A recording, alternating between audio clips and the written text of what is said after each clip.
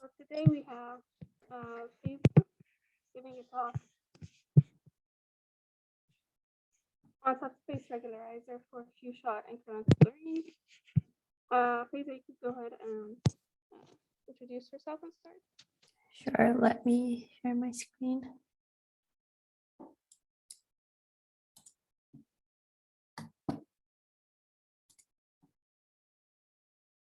All right, yeah. I hope you are able to see the full screen. Is that right? Okay. So I am a third-year PhD student in the Department of Computer Science. I am advised by Professor Dervijaya. I mostly work on the spectrum of learning settings in which we leverage prior knowledge. So, and this work is on few-shot classic incremental learning, which I'll describe in a bit.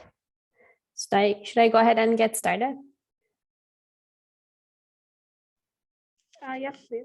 Can I ask audience questions, or should we just skip the interactive component? No, you can go ahead. Okay, all right. Yeah, it's not like super interactive. Don't worry. So before getting started, I hope it's going to be a clear presentation because the method is kind of simple, and the problem I ended up studying is probably of interest to many of you because it's in the vision domain, which reminded me of an advice that was given to my husband by some professor at MIT. He told him that you should listen to a talk, but with either of two motivations. First, you could pay attention to the method and think about the ways you could apply it to your own problem, or you could pay attention to the problem that is being studied and think about the ways you can apply your method to that problem. And once you figure out which way you will go, you don't have to listen the rest of the talk, he said, and you can start thinking about your own thing. I can't see the audience because there's a blur filter.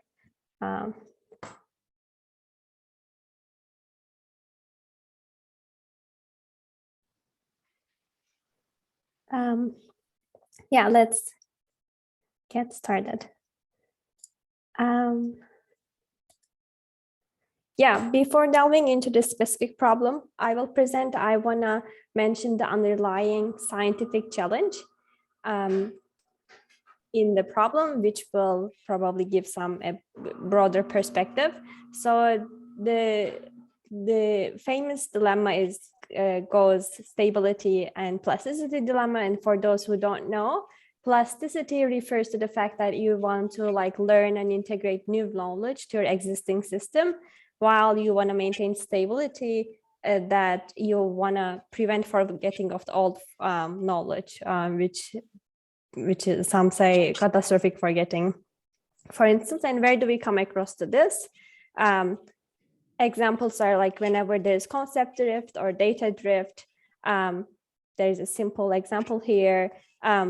If you train your self-driving car classifier with only cars that have two sources of lights, reverse lights at night from behind, and once this new car design with novel reverse lights are introduced, you don't want to be able to you don't want to forget whatever you have been doing with this way of standard cars, but you also want to be able to spot these cars as well. And another example that is more related to the problem I studied is, let's say you have this object classifier through which you are able to distinguish bikes, pickup trucks, SUVs, and you are able to classify some animals, etc. And there's this new novel object, and you want to be able to differentiate between all 5 classes So you don't want to sacrifice performance on the old classes while learning this new class. So there is also this dilemma. And the problem specifically I looked at is called few-shot class incremental learning. And the domain is image classification. And I will use like some terms. For instance, one is base. Let's say you have these 3 classes as your base classes, often denoted by D0 in the literature. And you assume you have abundant examples from these classes. So you have a pretty good classifier. And then you want to learn about white wolf or poncho or some other novel class. And this is called the incremental learning stage. And we denote this by D1. And the assumption is that there may be multiple rounds of these incremental sessions. So this will be denoted by D2, D3, and so on. And for testing, you have all the classes seen thus far pulled together, and you want to be able to do well on a representative sample of these classes. And then again, back to referring the main dilemma we mentioned, you want to be able to like preserve performance on the old classes, learn from new classes, and this is class incremental. It's not task incremental, which is given task ID, you want to be able to do well within the task. Few-shot learning, for instance, often refers to that setup where you only want to be able to differentiate between a fixed set of classes, so those don't build up. And another added assumption is that you only have few-shot samples from the novel classes. So like all these added up, it's sort of like an ML agent's nightmare setup because there is the overfitting issue as well. So few-shot class incremental FSCIL is often the acronym. And some notation, D0 is the base set, abundant samples from each class, and the incremental data sets are for each incremental session. Each data set comes with support or training and query or test examples. And we use this C notation to denote whatever class is represented in that sample. And the assumption is that in incremental sessions, the classes are disjoint.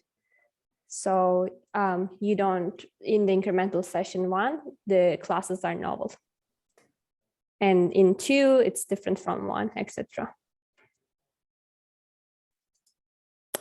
And the evaluation is a combination of all classes. So QT will include examples from all previous classes.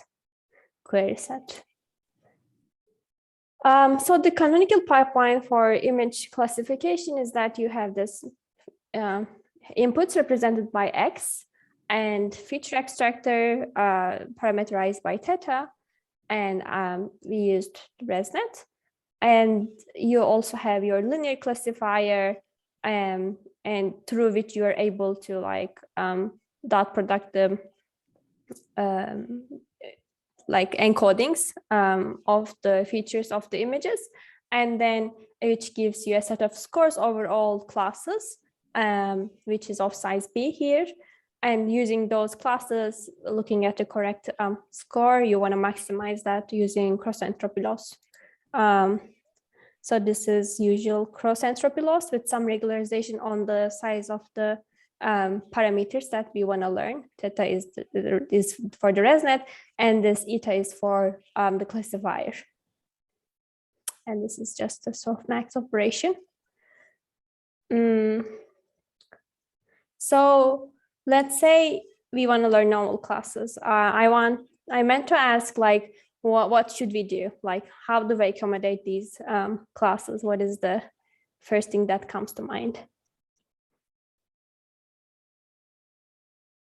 Question.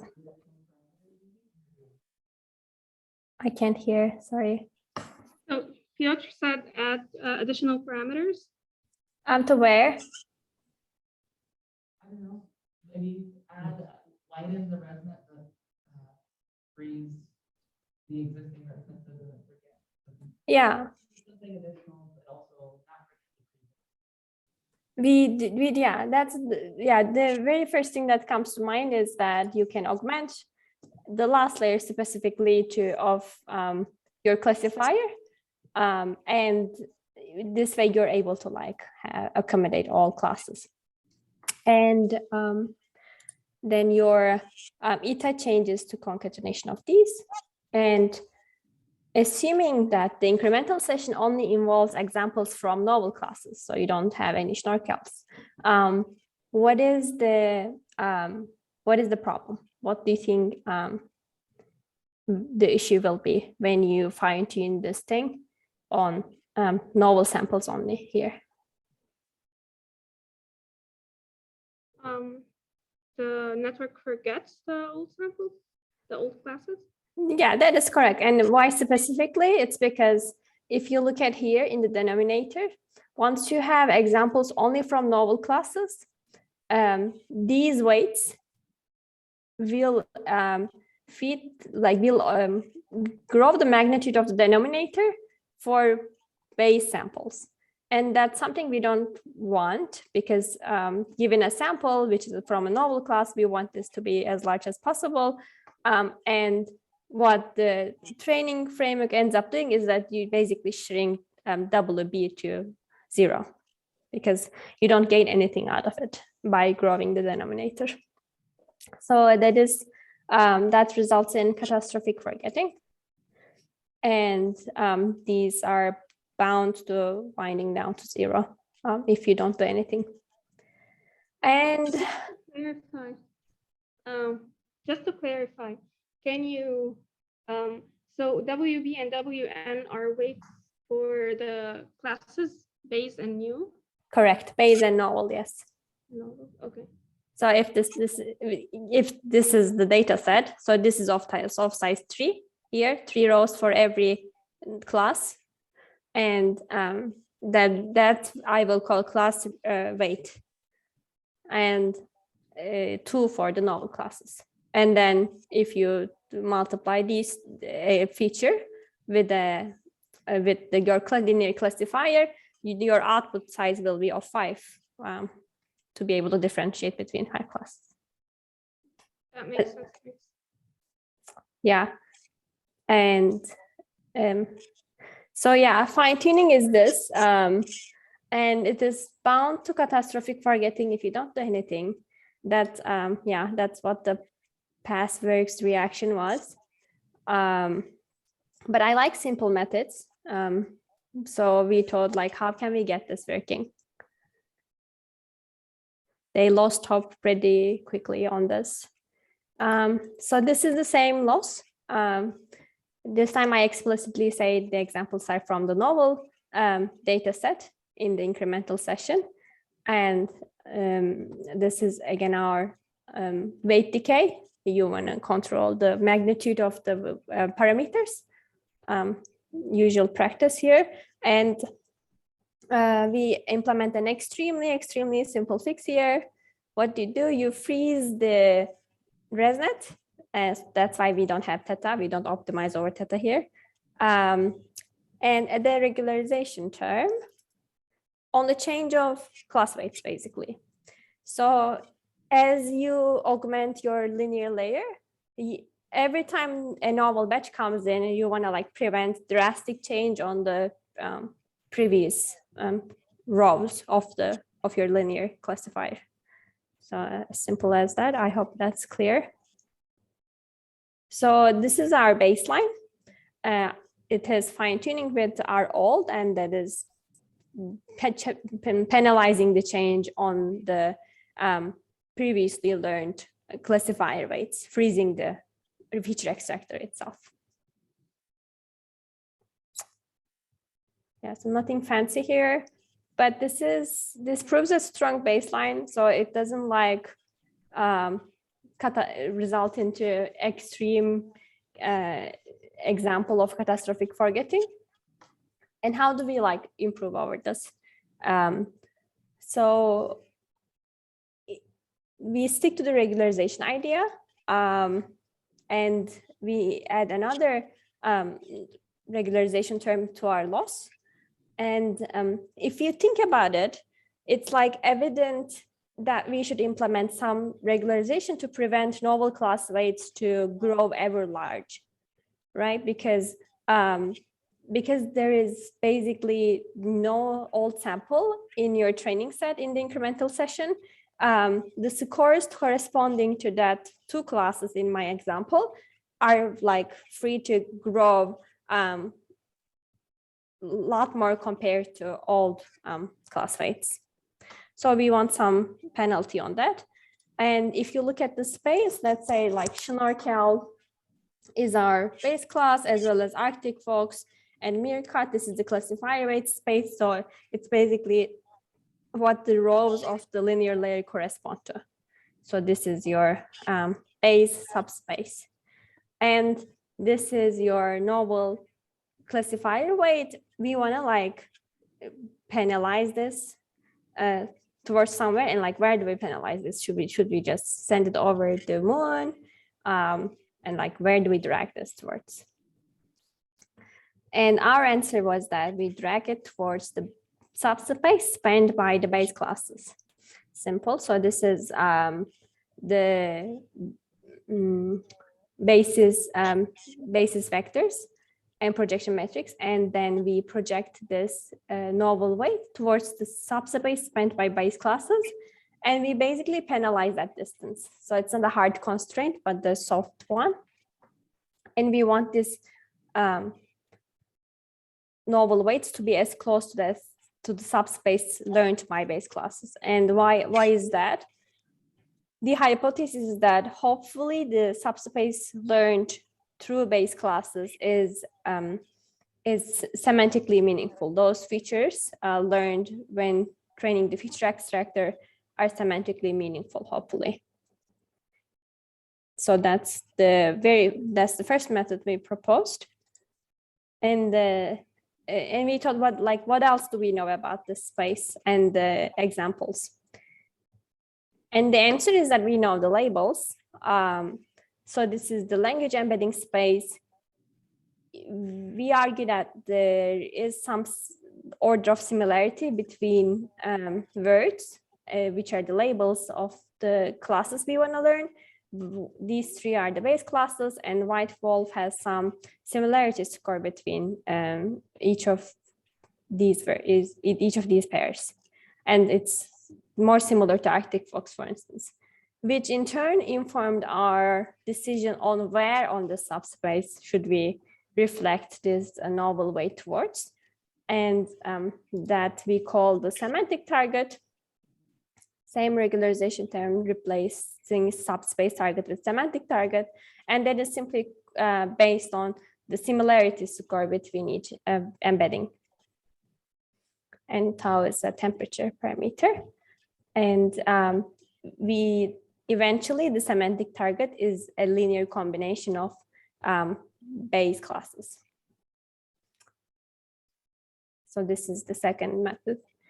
We call it semantic subspace regularization. Any questions so far?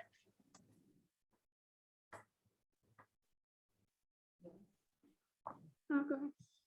Yeah, my question is, how sensitive is this to, maybe I'm getting ahead of myself, but like the size of the class and the base class set. So I imagine that if you have like a lot of classes, you can describe a novel class as a combination of the base set of classes. But if you have very few initial classes, then something new may be completely not easily describable with a linear combination of the base classes. I agree. So in a scenario where the initial set of classes is not large, or if there is not enough samples from each of them, there are like multitude of challenges. Your feature extractor won't be good enough to begin with, and the subspace spent by those classes could be composed of spurious features. In this case, the number of I used a benchmark based on miniImageNet. So the number of classes in the base set compared to a novel set were like large, 12 times large. But you're right, I think that is true. Yeah, if you were to start off from scratch, this can't work. It's not defined. Does that answer the question? Yeah, thanks. Sorry, I have another question related. How do you start it? Maybe I missed. Oh, so this, sorry, I skipped the pre-training stage. So you pre-train your feature extractor on the base set, and moving on the incremental learning stage, I chose to freeze a feature extractor. Sorry, I skipped that part. Yeah, thanks for the question. So going back to the notation of the data sets that you use for incremental learning, you said that the data set is composed of the subsamples S and a query example. Can you elaborate on that? Do you mean the query samples at each incremental session? Yeah. So it's like a, let's say if there is like 60 base classes, which is our case, and on which you trained your feature extractor, there is like 5 novel classes that I want to learn to expand the number of classes I can classify into 65. The query set at the end of the incremental stage to evaluate ourselves is composed of all 65 classes.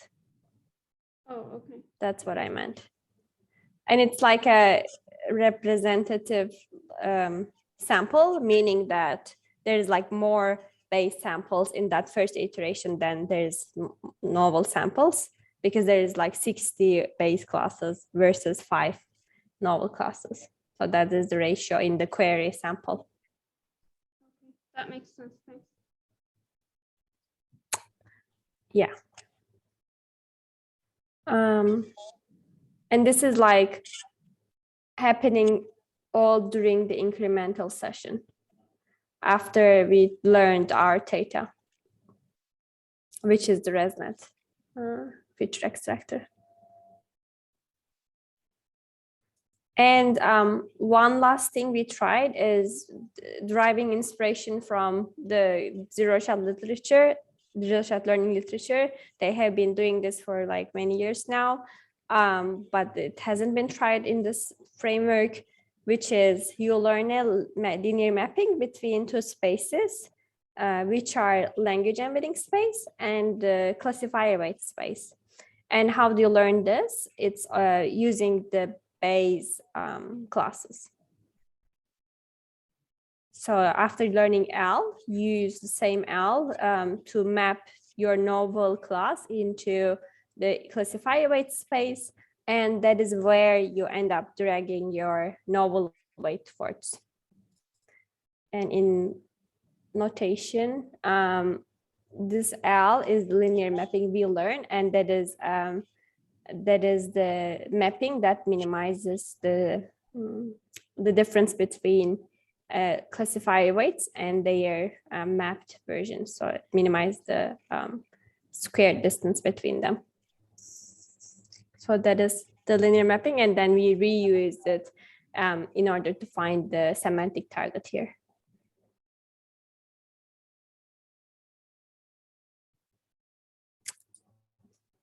And so we test on miniImageNet, and the base set is composed of 60 classes, and each novel iteration comes with 5 novel classes.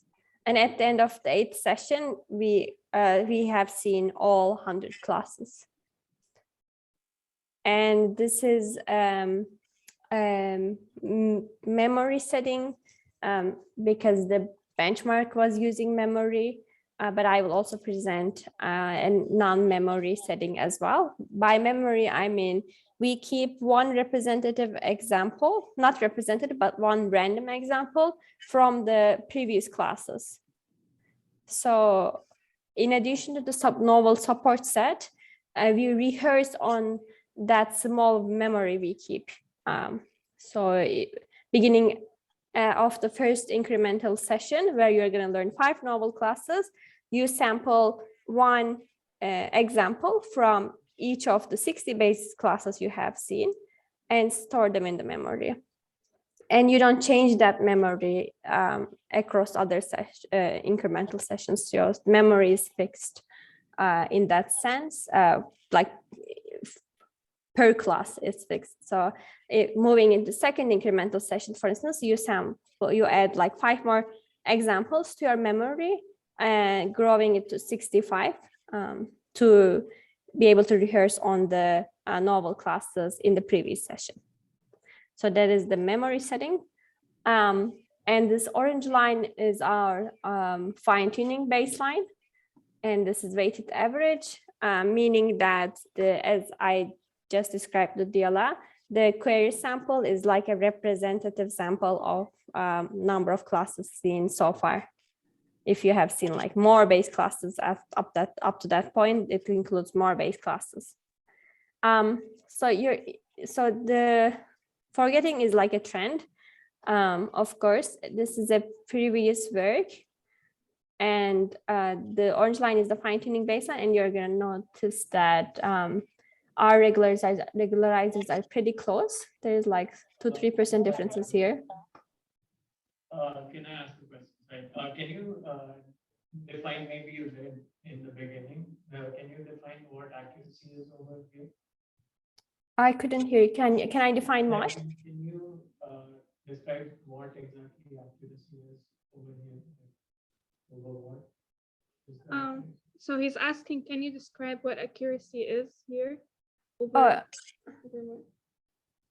accuracy, it's correctly classifying the samples into classes seen so far.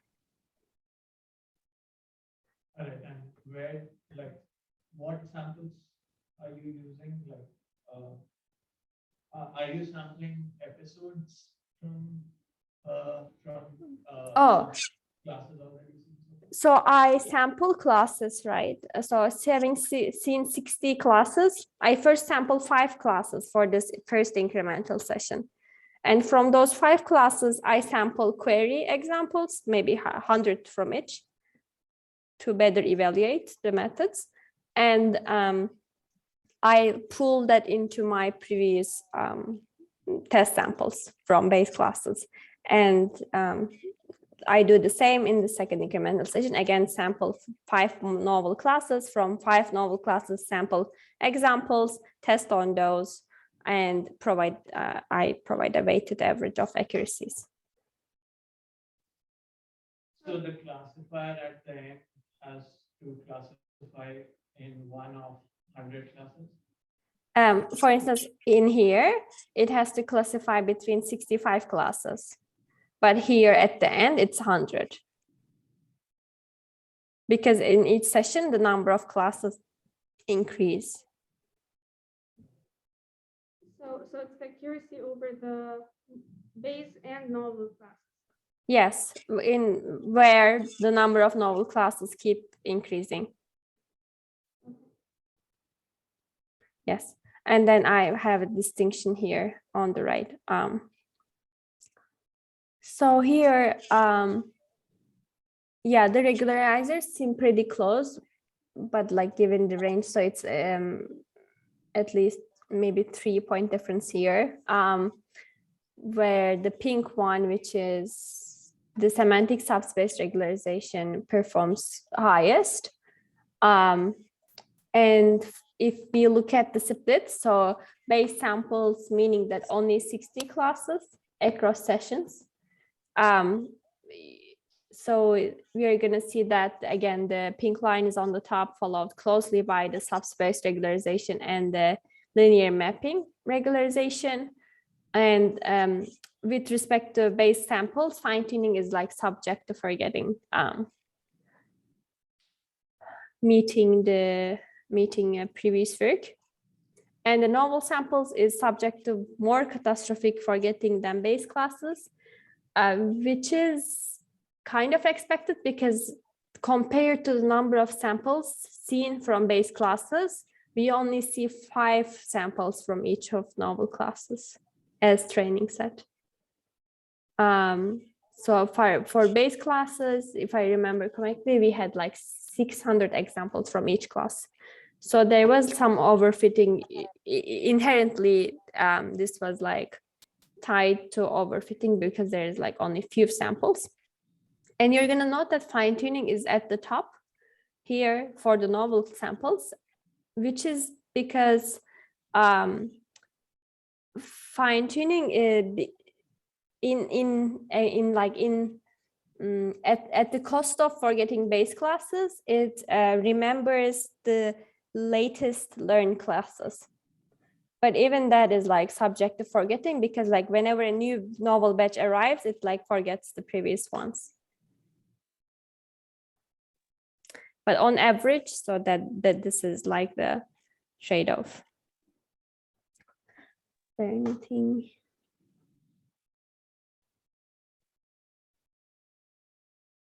Yeah, and here I present the first, second, and eighth incremental session. Also the memory, no memory distinction, which means we don't keep any samples from the previous classes. And you're gonna see that without language, as long as there is some memory, fine-tuning proves strong in the long run. It's pretty close to our subspace regularization. But when there is no memory, you don't rehearse on previous samples, there's a huge gap. And when there is language, when we use like semantic information about classes, again, like semantic subspace regularization performs the best, except the last session, which are pretty comparable.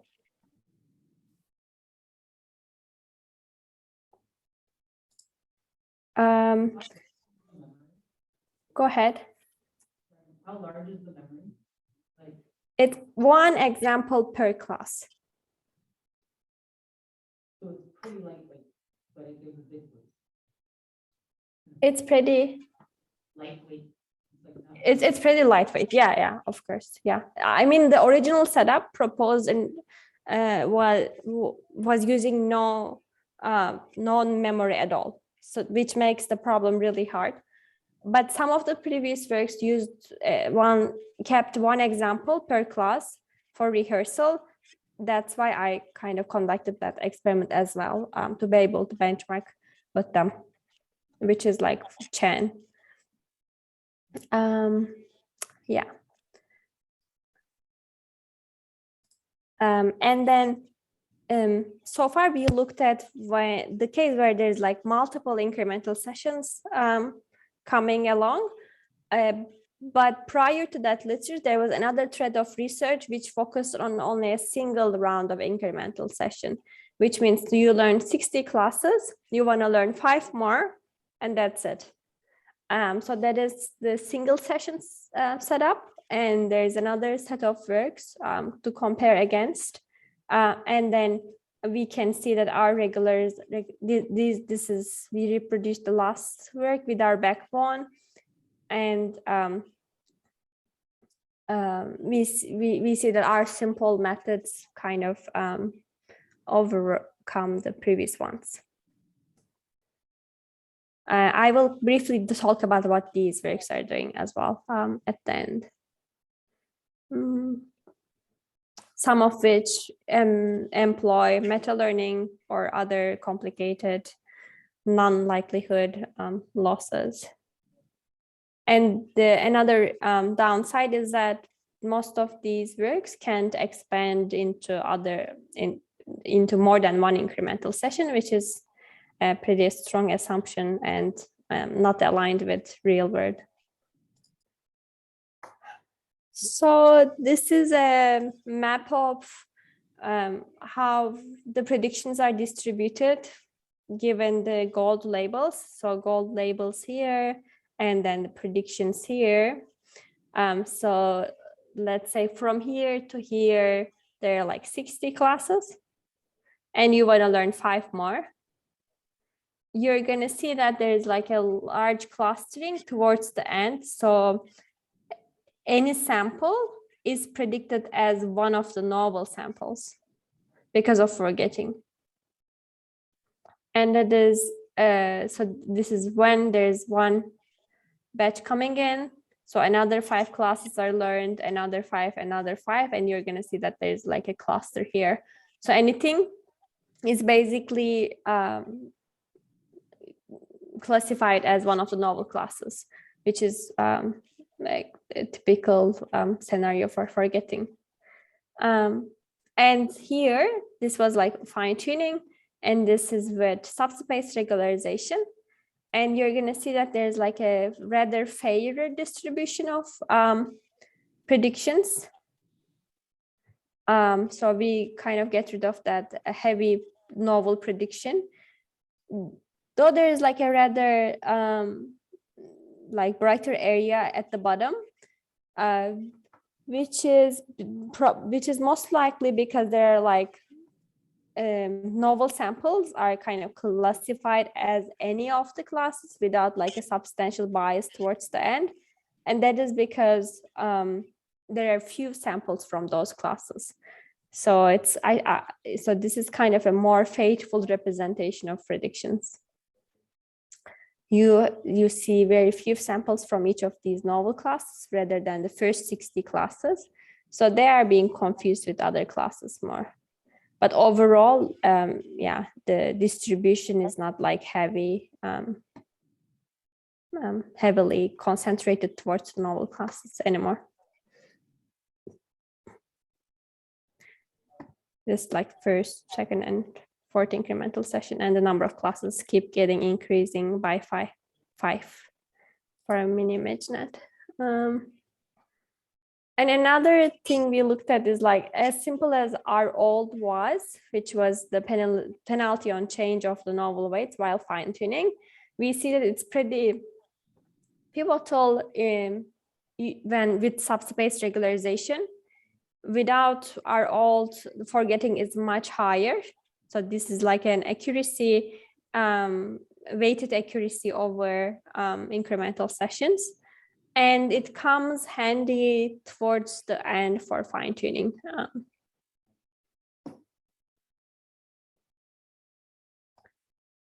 So the conclusion here is that as simple as our old was, it was helpful in reducing forgetting. And a glimpse into related work for single session, this attention attractor networks was in essence pretty close to what we were trying to do. This is a regularization term they used, and they wanted their classifier weights to be close to some attractors, and they wanted it to be fancy, and they were learning those attractors rather than our like heuristics of using like subspace or like the semantic information right away. They were trying to learn these attractors specifically to the class. How many of the baselines you showed that also freeze the backbone, or do all of them do? It's like in the base training stage, they pre-train it, and do they all freeze the backbone and work just with the— Yes. If I understood the question correctly, for instance, this method trains the backbone and freezes it. It is that for the incremental session. Were there any of the baselines that you had that actually changed the backbone in the incremental stage of things? I think yes. I don't have it here, but Chan in our memory line plot, they I think they left the feature extractor trainable. That's what they said in the paper, but I wasn't able to reproduce that work, so I borrowed the numbers from the paper. They didn't share code, so but that's what they said in the paper. They left the feature extractor trainable, which is a plus, because like the features could also like change as you come across the novel classes. Some features that weren't important before could become handy as you come across the novel classes, right? So that is kind of a limitation of this work, is that we keep the feature extractor fixed. Yeah, that's what I figured. That was curious where the two methods, like two approaches, sort of compare. But you don't seem to take much of a hit because of that. I don't see what. Like much of a hit in performance. Like you aren't too bad by doing that. Diala. Yeah, he's saying you don't seem to take much of a hit in performance by Oh doing this. yeah, no, not in the setup, but maybe when classes were, for instance, when comparing if you know a square, if you learn to differentiate a square and a circle, say that's your base set, and you learn a feature extractor, and maybe the exact number of edges is not important in order to be able to differentiate between the two. It's maybe enough to find if there's a corner or not. So that is your feature. There's a corner or there is no corner. But then you want to learn triangle as a novel class. Then the number of edges comes in important. In that sense, you have to like update your feature extractor. Otherwise, there is no way to learn. Yeah, so that is an example, simple example.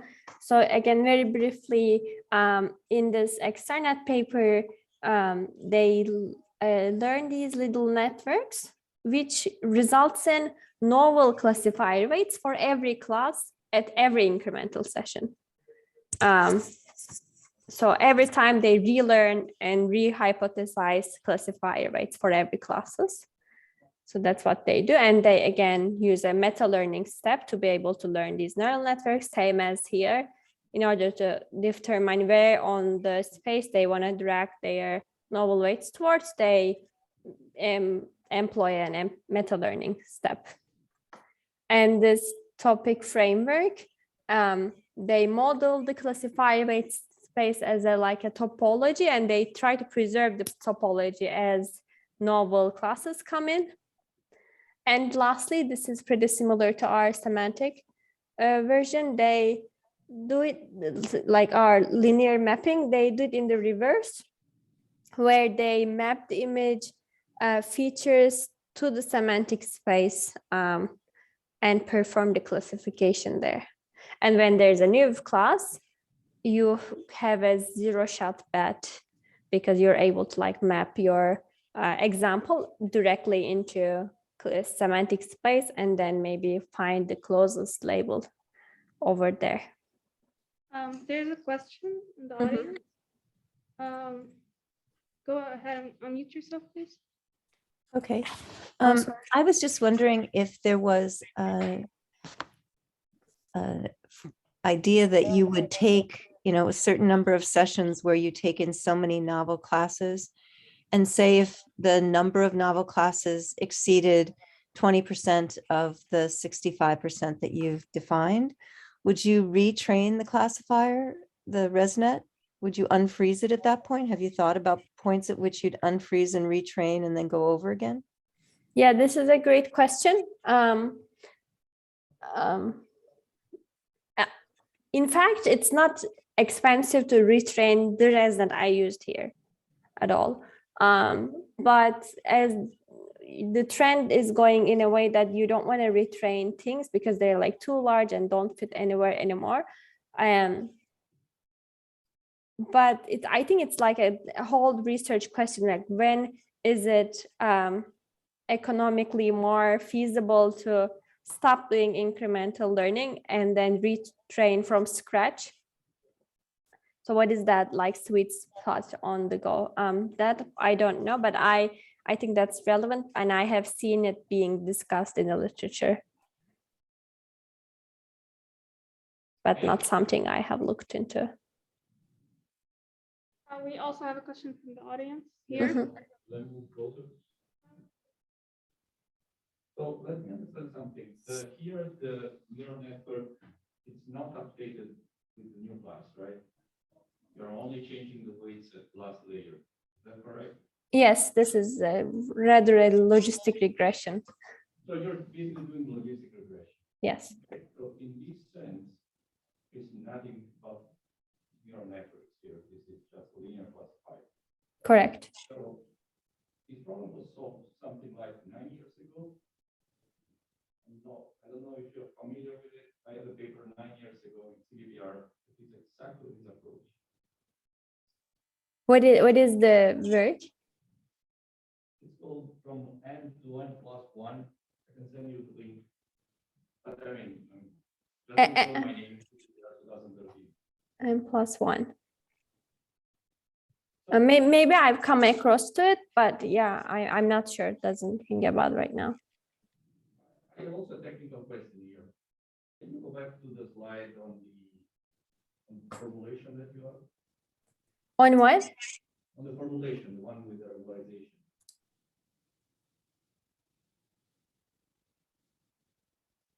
This? Right. So it seems that you have these alpha, beta, and gamma that are the weights for the regularizers, right? Do you mean this? The alpha, beta, and gamma are the weights in front of the regularizer. Yes. How do you do that? Oh, these are hyperparameters. Right. How do you tune them? How do we learn them?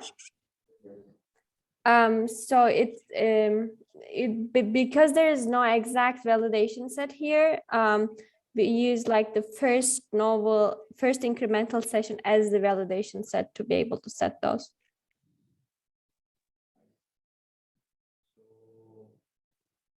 So this is probably the reason why you need memory, right? This seems the reason why. You need a memory. Without memory, I don't know if you can actually do proper validation. So there were some experiments where that we didn't use any memory. And how can you tune hyperparameters without having validation set?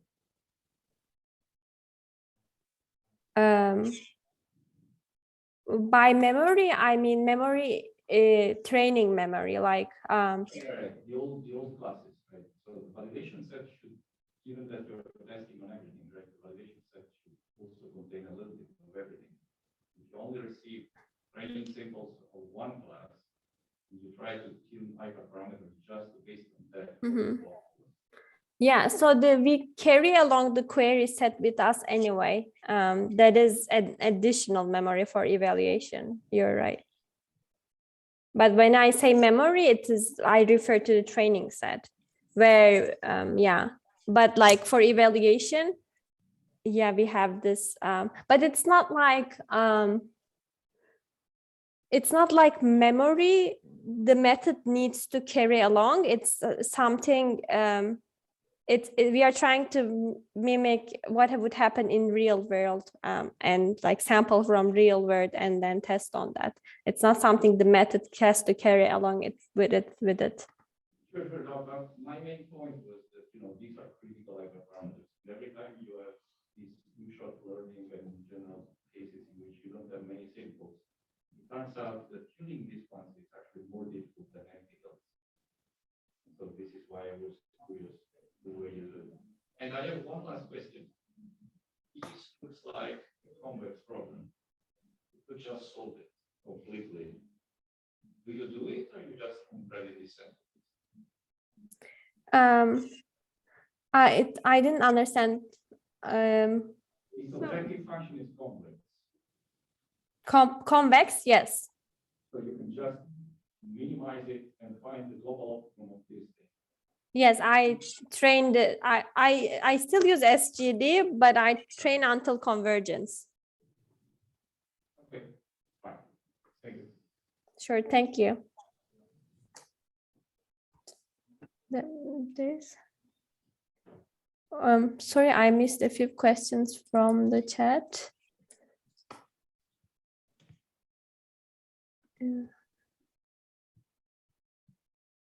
Yeah. Incremental session with feature extraction frozen.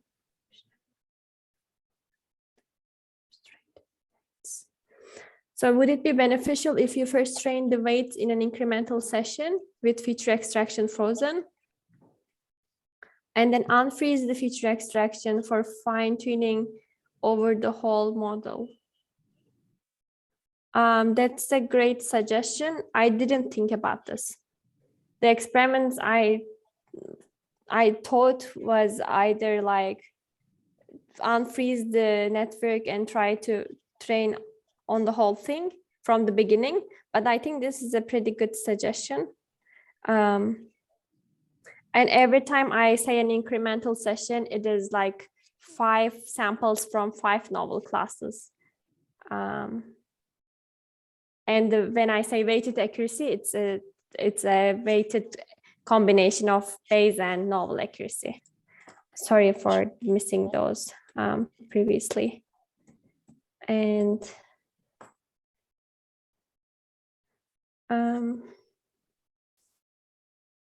yeah, so that kind of wraps up my presentation.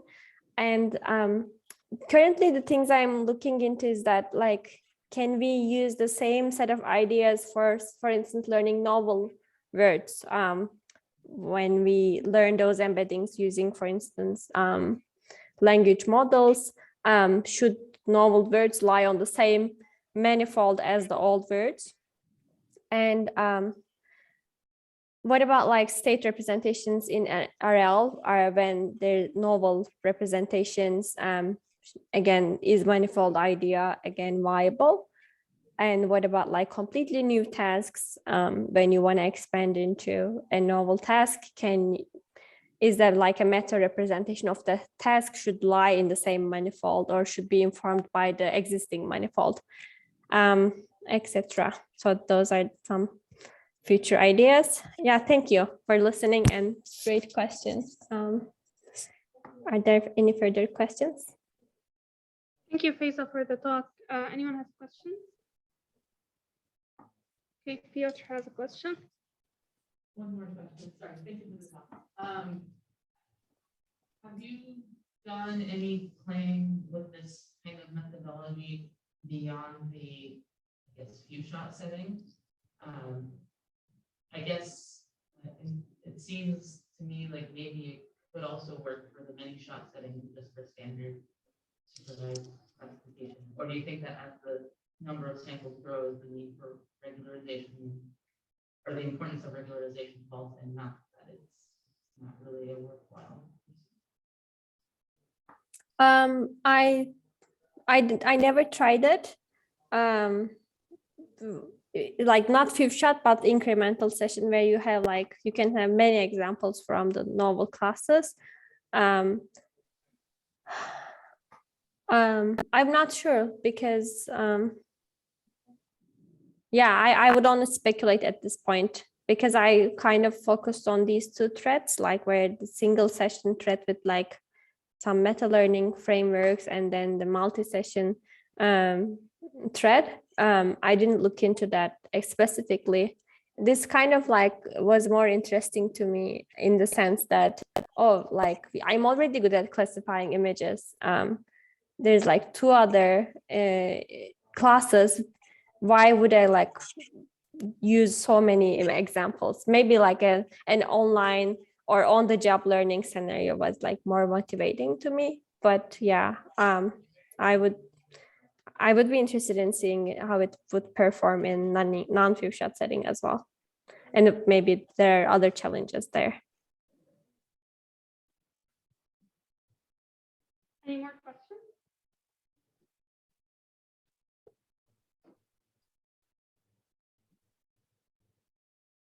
Okay, no more questions on our end. And I think you answered the ones in the chat. I guess so. Can't open the chat anymore. Okay, so thank you again for the interesting talk. The recording will be posted once it's ready. And just a reminder for next week, there won't be a seminar due to the ECTV deadline. Good luck to those submitting, and thank you, everyone. Yeah. Thank you for listening. Thank you. Great talk. Thanks. Thank you.